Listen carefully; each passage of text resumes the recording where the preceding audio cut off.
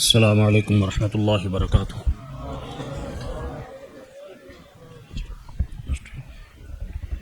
ان الحمد للہ والصلاة والسلام علی رسول اللہ، اما بعد فاعوذ باللہ السمیع العلیم من الشیطان الرجیم من ہمزہ ونفخہ ونفثہ۔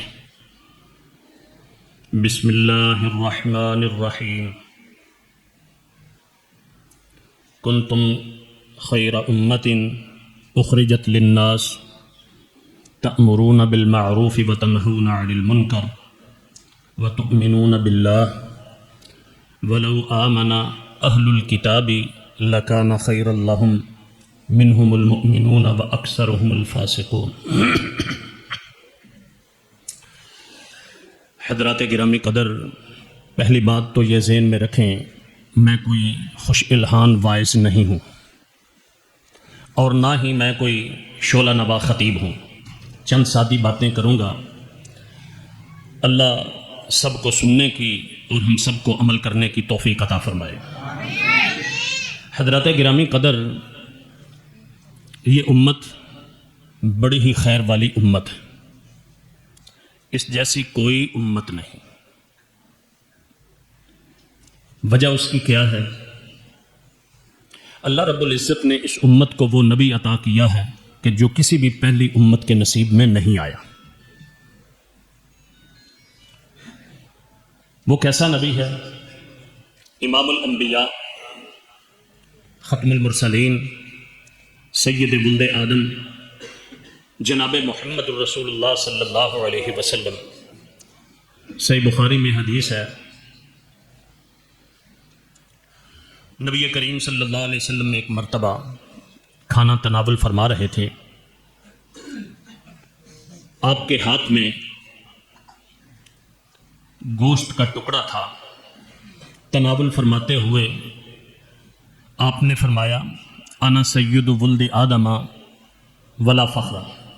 لوگوں، میں آدم کی اولاد کا سردار ہوں، یہ میں تمہیں کوئی فخر یا نہیں بتا رہا، احقاق حق ہے۔ پتہ کیوں؟ اس وجہ سے اللہ تبارک و تعالی تمام لوگوں کو ایک جیسی مٹی میں جمع فرما دیں گے۔ یجمع اللہ الاولین والآخرین فی صعید واحد۔ اللہ پہلوں کو بھی اور پچھلوں کو سب کو ایک مقام پر ایک ایسے میدان کے اندر جمع فرمائیں گے۔ کیفیت یہ ہوگی کہ یسمعہم الداع، کوئی بھی بلانے والا کسی قسم کی کوئی آواز آئے گی تو پہلے شخص سے لے کر آخری شخص تک اس کی وہ آواز سنے گا۔ دیکھنے کی کیفیت یہ ہوگی کہ ہر شخص آخر تک ہر ایک کو دیکھ پائے گا۔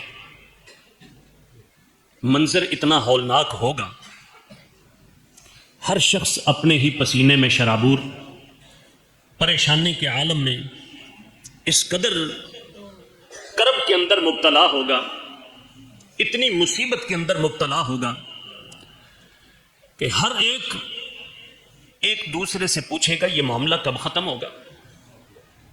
کوئی ایسا شخص تلاش کرو کہ جو اللہ کے حضور تمہاری سفارش کرے تاکہ اس کرب اور اس مصیبت سے ہم نجات پائیں۔ پیارے پیغمبر جناب محمد الرسول اللہ صلی اللہ علیہ وسلم نے فرمایا، لوگ یہ مشورہ کرنے کے بعد آپس میں بات کریں گے، ایسے کرو تم اپنے والد محترم جناب آدم علیہ السلام کے پاس پہنچو، ان سے درخواست کرو کہ وہ اللہ کے حضور تمہاری سفارش کریں۔ نبی کریم صلی اللہ علیہ وسلم فرماتے ہیں کہ وہ لوگ سیدنا آدم علیہ السلام کے پاس پہنچیں گے۔ آدم علیہ السلام سے عرض کریں گے کہ آدم جی، اللہ رب العزت نے آپ کو یہ شرف بخشا ہے کہ آپ کو اپنے دونوں ہاتھوں سے بنایا، جنت میں آپ کو رہائش عطا فرمائی. اسجد لک الملائکہ، آپ کو فرشتوں سے سجدہ کروایا. آپ دیکھتے نہیں کہ اس وقت مخلوق کس حالت کے اندر ہے، کس پریشانی اور کس کرب کے اندر مبتلا ہے. اشفع لنا الی ربک، اپنے رب تعالی سے ہماری سفارش ہی کیجیے. سیدنا آدم علیہ الصلاۃ والسلام فرمائیں گے لست ہناک، آج میں اس قابل نہیں کہ میں تمہاری سفارش کر سکوں. وجہ اس کی کیا ہے کہ مجھے اللہ نے ایک درخت کے قریب جانے سے منع کر دیا تھا، لیکن مجھ سے خطا ہو گئی. میرے بھائیوں، ہمارے لیے لمحہ فکری ہے کہ ابا جی سیدنا آدم علیہ الصلاۃ والسلام تو اللہ کے حضور جانے کے لیے صرف ایک اپنی خطا کی بنیاد کے اوپر تیار نہیں ہے. ہمارا حال کیا ہوگا؟ دن رات ہم گناہوں کے اندر ملوث، توبہ کے قریب نہیں. ہر وقت ہماری سوچ کیا ہے؟ آدم علیہ الصلاۃ والسلام فرمائیں گے کہ میں اس قابل نہیں. وجہ اس کی یہ ہے کہ آج رب تعالیٰ اس قدر غصے کے اندر ہیں کہ کبھی آج سے پہلے اتنا غصے کے اندر نہیں آئے. وَلَن يَغْضَبَ بَعْدَهُ أَبَدًا، اس کے بعد بھی کبھی اتنے غصے کے اندر نہیں آئیں گے. باپ آخر باپ ہوتا ہے، اولاد کی فکر باپ کے علاوہ کس کو زیادہ ہوتی ہے؟ خود ہی اپنی اولاد کی یہ رہنمائی فرماتے ہیں، ایسے کرو تم نوح کے پاس جاؤ. پیارے پیغمبر جناب محمد الرسول اللہ صلی اللہ علیہ وسلم نے فرمایا لوگ مل کے سیدنا نوح علیہ الصلوۃ والسلام کے پاس پہنچے. ان سے بھی وہی درخواست کریں گے اور ان کا مقام، ان کا مرتبہ ذکر کریں گے. انت اول الرسل الی اہل الارض. حضرت اللہ رب العزت نے آپ کو یہ شرف بخشا ہے کہ آپ سب سے پہلے وہ رسول ہیں جن کو اس دنیا کی طرف اللہ نے مبعوث فرمایا. سماک اللہ عبدا شکورا، اللہ نے آپ کا نام عبد شکور رکھ دیا، نہایت شکر گزار بندہ. آپ ہی اللہ کے حضور ہماری سفارش کیجیے. وہ بھی وہی جواب دیں گے کہ لست ہناک، میں آج اس قابل نہیں کہ میں تمہاری سفارش کر پاؤں.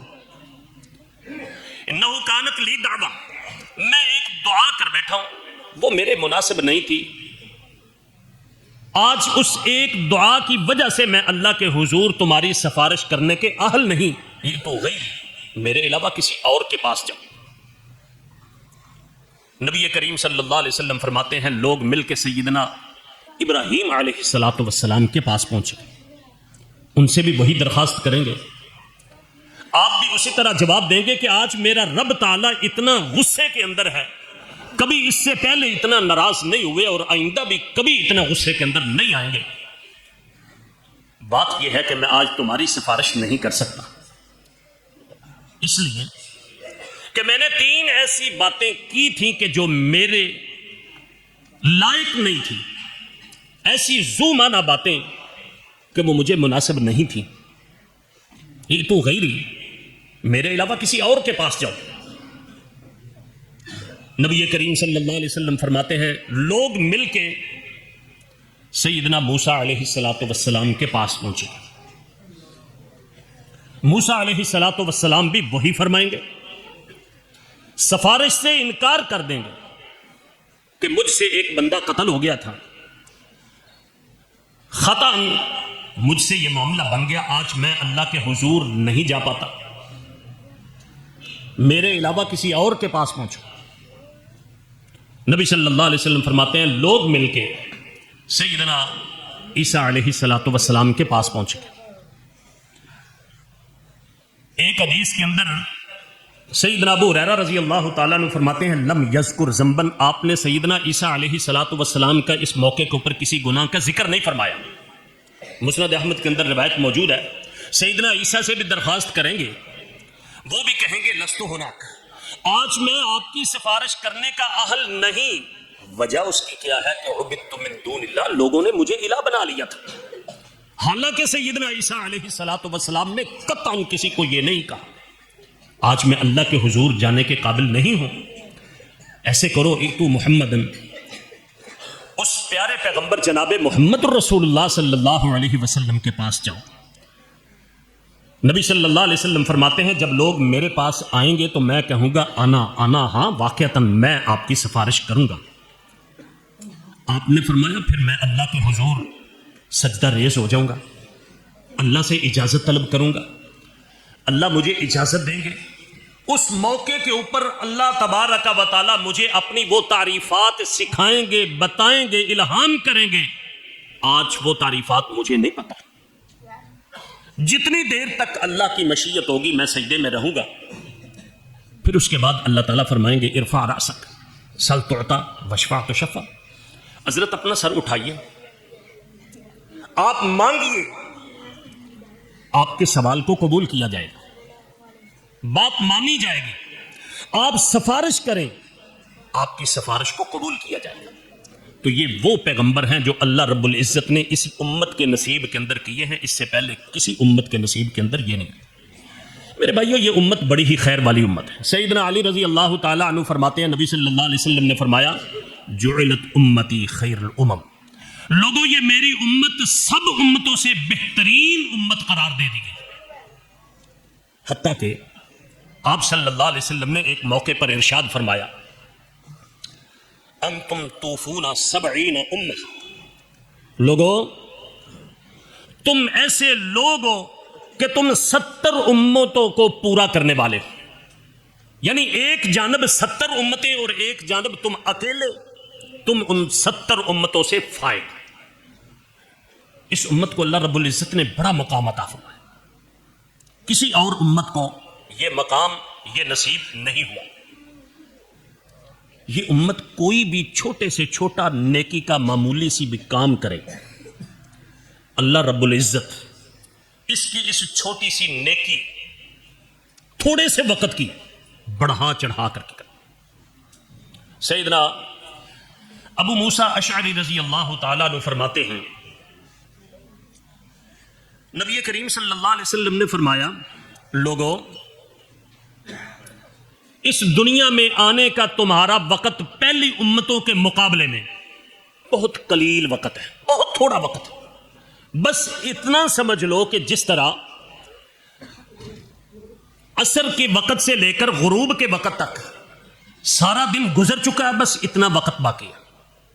آپ نے فرمایا تم سے پہلے جو امتیں گزر چکی ہیں یہود و نصارہ، اور تمہاری مثال کیسے ہے کہ ایک ایسے شخص کی سی مثال ہے کہ جس نے کچھ لوگوں کو اپنی مزدوری کے لیے رکھا، ان سے مزدوری طے کی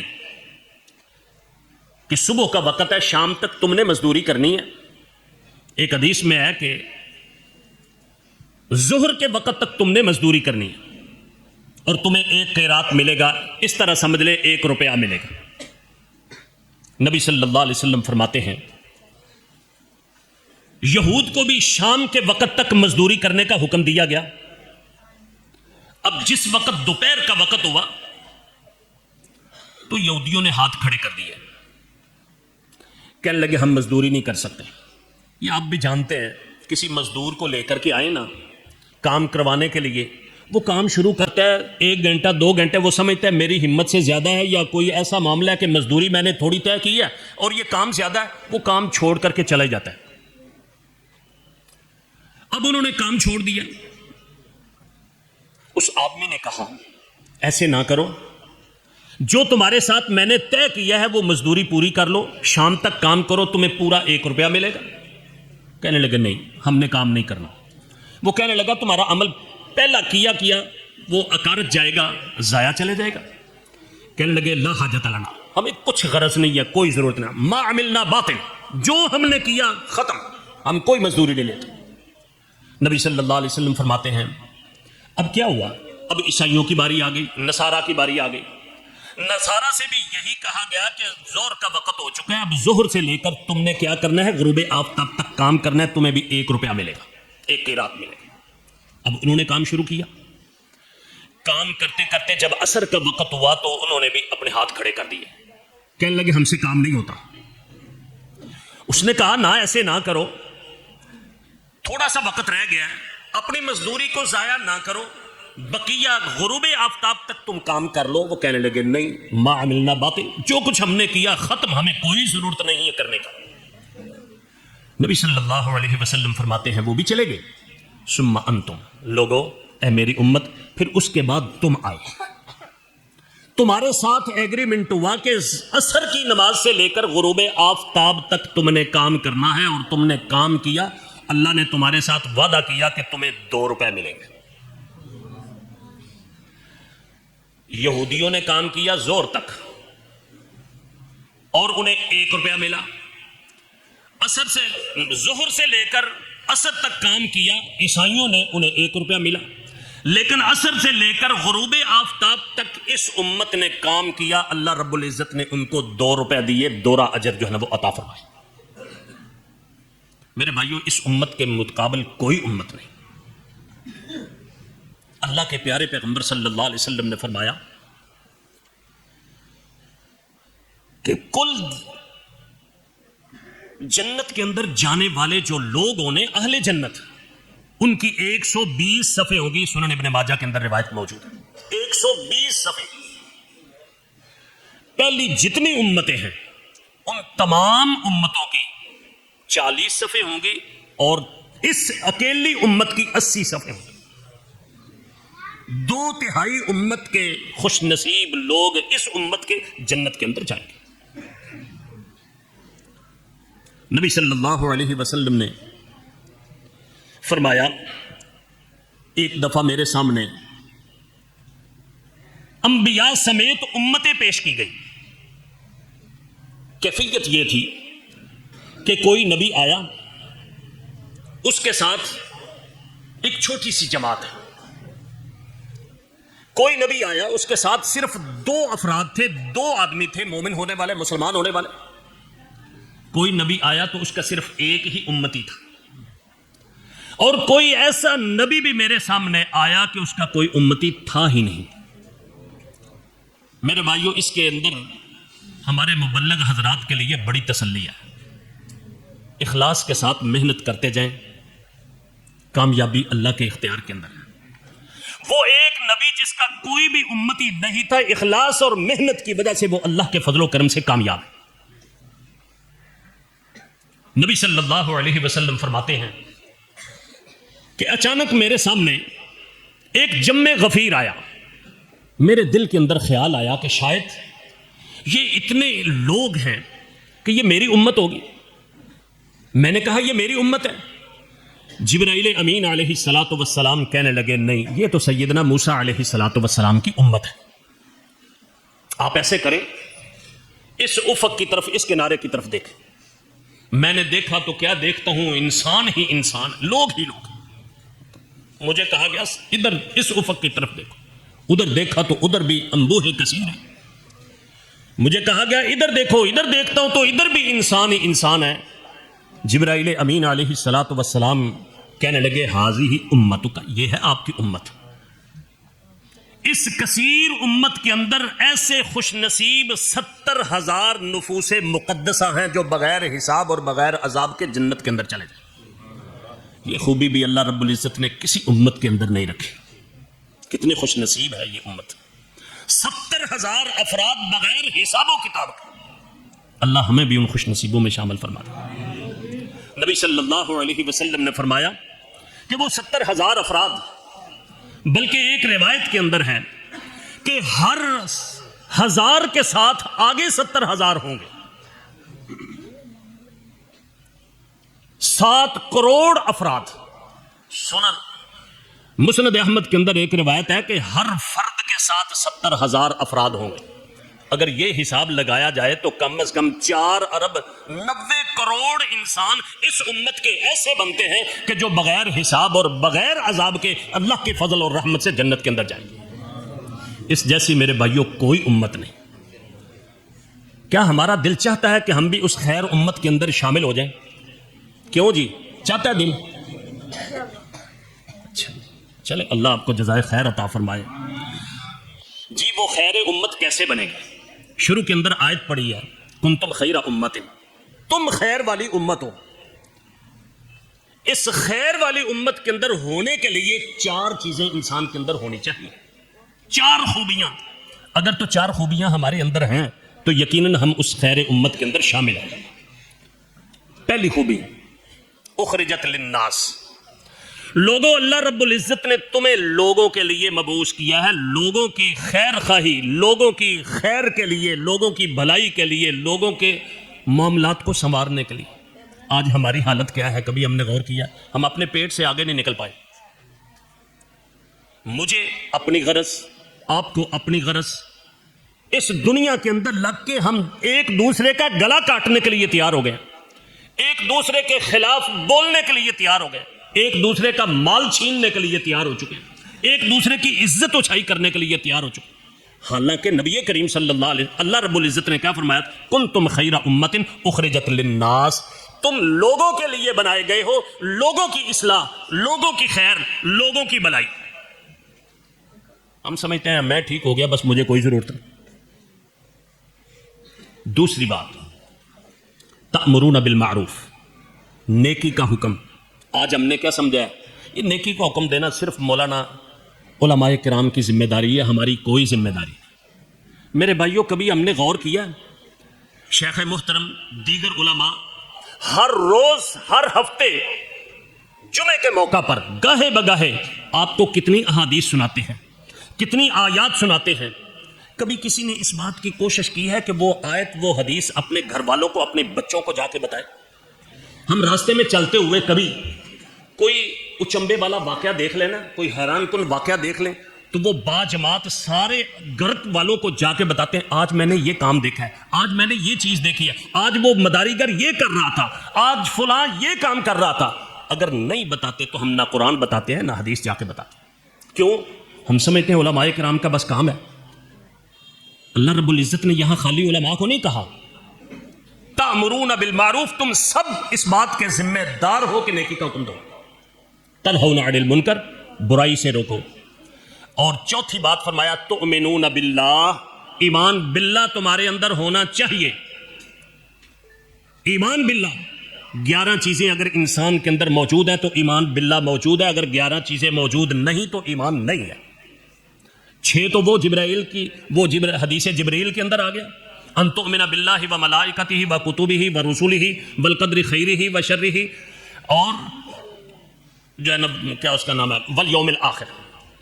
یہ 6 چیزیں اور 5 ارکان اسلام، جو عمل والے ہیں اس پر عمل کیا جائے، جو عقیدے والے ہیں اس کے مطابق عقیدہ بنایا جائے۔ اگر یہ 11 چیزوں کے اوپر ایمان ہے تو یہ 4 چیزیں مل کر کے امت والا، وہ شخص جو خیر والا ہے، اس کے اندر شامل ہوگا، وگرنہ نہیں۔ اللہ ہمیں اس بات کی توفیق عطا فرمائے کہ ہم اس کے اندر یہ 4 چیزیں اپنے اندر پیدا کر کے اس خیر والی امت کے اندر شامل ہو جائیں۔ وما علینا الا البلاغ۔